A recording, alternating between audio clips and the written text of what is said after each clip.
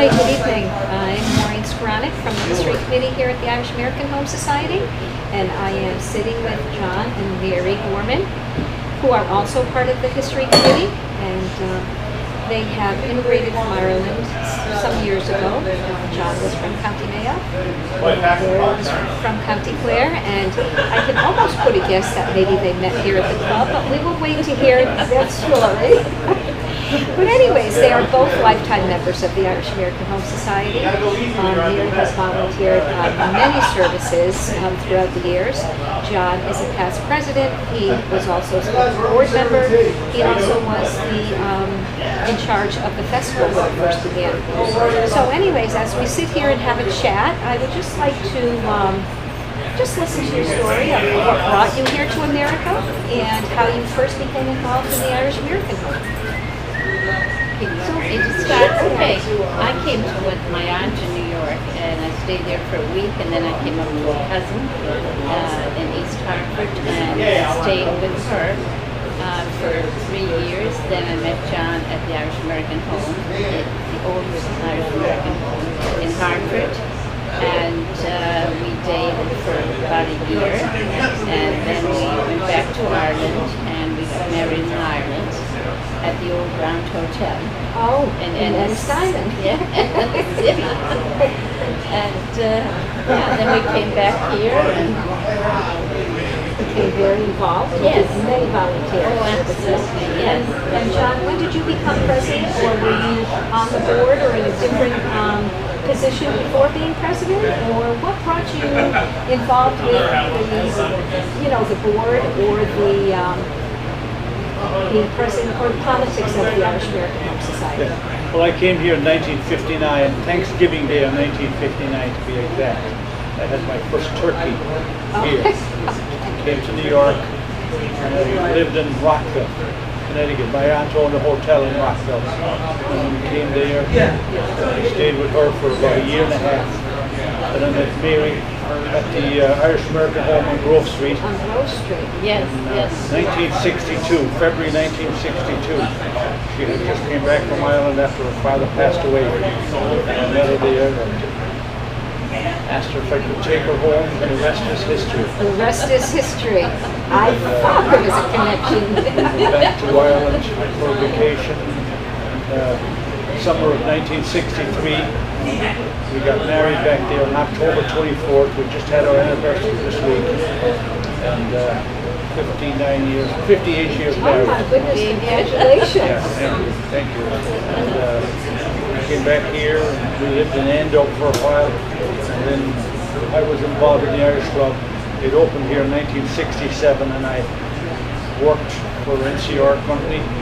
And I was traveling around, and I always came over here to view the land, to check on the process that the club was going through. Jimmy Golden, I knew him very well, and he was a builder. He was here all the time, and we became friends. And he told me what was going on, and then of course the field was being constructed. And in 1966 we had our first child, which was a boy. We used to bring him down here all the time, let him run around on the field, what was the best we had. And Dave McLean kept leveling it out and kept making it bigger and better. And then we started a minor, Jack Griffin was the one that started the minor football league in '74. And I became involved in that. That was my first involvement with the sports and politics of the Irish Club. I became president of the minor football league, and I was president for 10 years, which culminated in a trip to Ireland. We took 23 14-year-old boys on a trip to Ireland. We played 6 games, which was all organized. They stayed with host families over there, and they really enjoyed it. Now all these young people have grown up, have families of their own, and most of them are coming down here that are still in the area, coming down here, and they love it. So that was my first involvement. In 1983, which is when we went to Ireland, Mike Connolly was president, and he asked me if I would start an Irish festival here, because Holyoke had the most successful one around here at the time. Dan Tierney was the organizer of it, who I knew, and Mary and I went up and talked to him, and we traveled around to many festivals to find out what they were doing and how they did it, and we wrote down and kept track of the systems they had. Everyone had a little different idea. But Dan, I think, in Holyoke had the best and biggest one. So we took his ideas, and in 1984 we started the first Irish Festival, which was very successful, even though we didn't have much money to start off with. The first year we made $20,800 in profit. That started a whole string. For the next 25 years we probably averaged $40,000 a year in profit every year. I was the chairman for the first 5 years. And then I understand, excuse me for interrupting, I think I read in an article that it was maybe the second or the third festival where this became known as the largest in New England. Is that right, John? That's right. Became very successful, and so that was your hard work and planning. Well, the fact that we had our own grounds was a big advantage, because a lot of the other festivals they were either renting or leasing or using other people's property, where we had our own property. And that's an interesting thing that you bring up about rental properties, because other people that I have spoken to, they said even for the football, other clubs rented, and so they were quite amazed with the Irish American Home Society. So it was really great insight into those that had the planning and the insight to say, look, and I've read a lot of articles that we used to run places, so I'm saying to myself, of course it was great insight to become more profitable using your own land for the, It was a big move when we moved over here from Wall Street. And it was a tough move for some of the older folks, because a lot of them didn't drive and needed a bus line. Once they came over here, they finally always got somebody to take them here, and they really enjoyed their trip over here and walking around the property and seeing it. They couldn't believe that it was turned out so nice and it was so well designed by Jimmy Golden. Yeah. Right, and it was really done by most volunteers. Right. All volunteers. Yeah. And I know the mortgage was like $25,000, but if I read right, I think the mortgage was, I don't know if they used the down payment from the sale of Grove Street, because I thought the mortgage was obtained after the club opened, if I'm not mistaken. That's right, it was, because we had some money from Grove Street, so we did need some more money. John Malarkey was very instrumental in getting the mortgage and how to work the system. He did a great job in getting the money. Actually, after the festival was successful, we paid the balance of our mortgage in 1988 for Dunning was president at the time, and we had a party here burning the mortgage.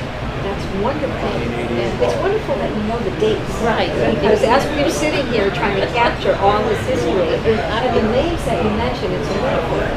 Yeah. Then I became president in 1988. In October of 1988, I was president of 88, 90, and 88, 89, and 90. And then, how did you transfer any of your thought process for being president, or your moving on, your innovation for where we would go? Who became president after you? Well, Tom Stanton was the vice president when I was president. Eventually, Tom became president on the board of directors. I was chairman of the board for 3 years, 1993, I think. The festival was really going good that time, and that's what was really driving the club. We put a lot of improvements, not only into the club, to the building itself at the time. We did a lot of remodeling down here. We put them front stairways in. That's what they went in. And speaking of the front stairways, I was also told that when the club was being built, or maybe it was when the stairs were put in, that people put either a pair of rosary beads or a holy picture into the cornerstone. Yeah. Yes. I mean, is that a Yes. Yeah. Jimmy Golden was very instrumental in that because he believed in all that stuff. Which is a wonderful thing, wonderful thing. So, Then when John was president, that's when I really got involved. I put on some friends put on fashion shows, Silver Tea, yes. I read. No, actually, Steph Colleen was for the club, Okay. and we put on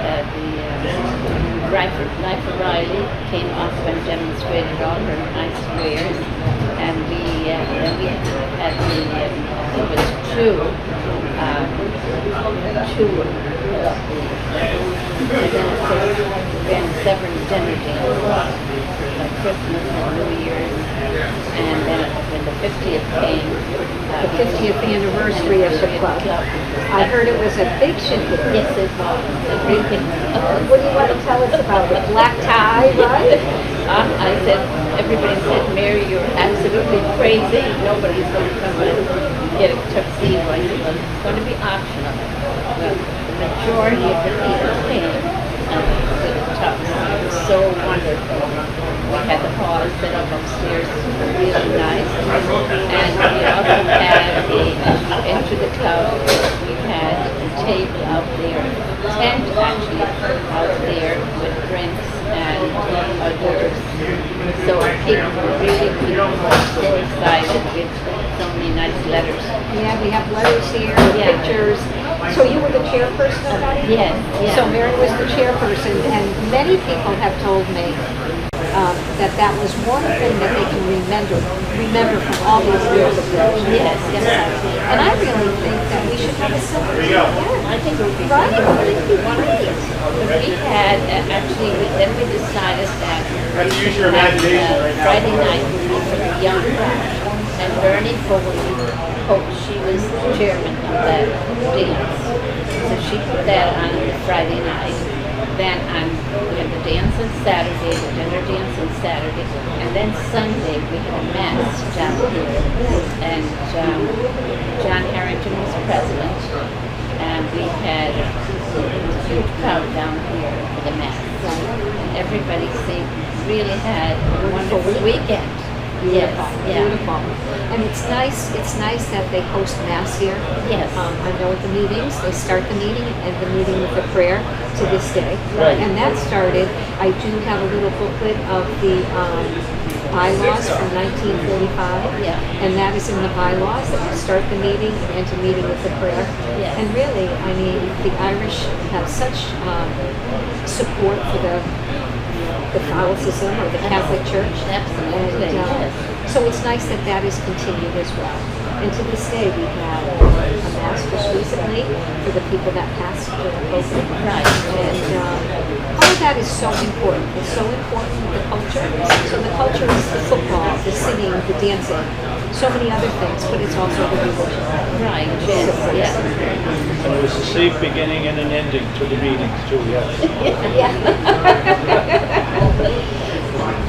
Always a lot of controversy, but it always worked out, and it was always worked out within the building.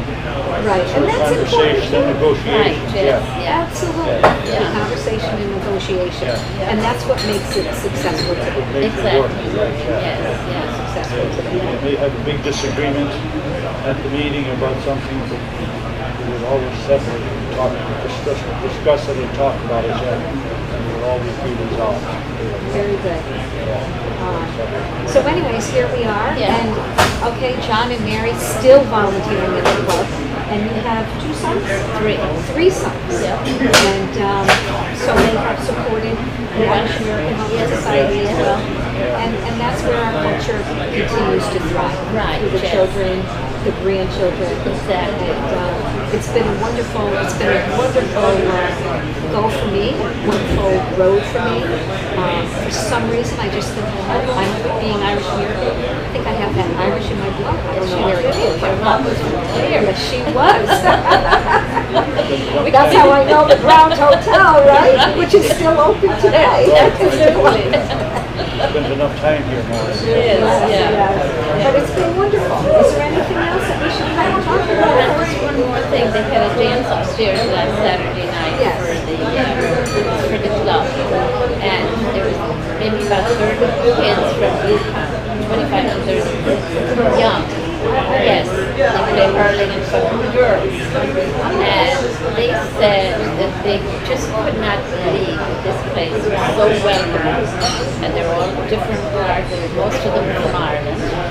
And they were just so excited to be able to come to a place like this and be welcomed to you. So nice. Yes. And as you say that, Mary, a couple of things I want to add to that. Our son's girlfriend, she plays camogie with the team up in Boston. Oh, very good. And so she did play here about a month ago. I think it was about a month ago. Yeah. And she played the girls from New York, which, as you said, Yes, were from yeah. Ireland. And she also plays Irish football. She used to live in New York, so she played with the New York teams. Wonderful. And she was on their All-Star team. And so she went to Ireland at one point and played in she played the Irish football. So anyways, here we go. The camogie had, my sister played many years ago, and that was before we had the Browns. And we went to Gillen in New York. Yes, yeah. And so now camogie has come up. And speaking of something that has kind of diminished and come back, is the junior football. That's right. So it was what, Stephen Meskel that restarted it. So there was a little lull in that, John? There was, Yes, yeah, for a yeah. few years, yeah. Yeah, we had the height of it here in the 1980s, or 70s and late 70s and 80s. We had 5 teams. And we had 11 teams throughout between Massachusetts, Connecticut, Rhode Island, New York. We had 11 teams that we used to play back and forth. We were always traveling. It seemed like when they came here, it was always so successful. Because we used to have the grill out here. We had volunteers that would cook hamburgers and hot dogs. So well And done. they were so appreciative the fact that they traveled and they could have a hamburger or a hot dog out here and come here and have a drink. Meet a lot of friends from their hometowns and stuff like that. So I think that started the whole thing off. So we had 5 teams, and I think now they're up to 4 teams here. Okay. Of different age groups, Right. which is It's good. wonderful to see. Big Yes, comeback, it is. yeah. Big comeback. Wonderful. That's That's what strong. the club needs, culture and stuff like that, to bring the kids down here. They come down here, they get familiar with it, meet friends, who are going to come back. Yeah. Well, it's been a pleasure talking with you, and all I can say at this point is up Mayo and up Claire, right? That's all I can say, right? We'll drink to that point. Exactly. The Rangers. Oh, for next year, we're like the Red Sox. Yeah. The fire up. Okay, thanks so much. Thank you, It's Maureen. been a pleasure. Thank you for doing this. Yes, I know how hard you're working. Oh, we're getting there. We're Yes. getting there. It's Yeah. with the contribution of everyone. Thank you, Maureen. All right, thanks so much.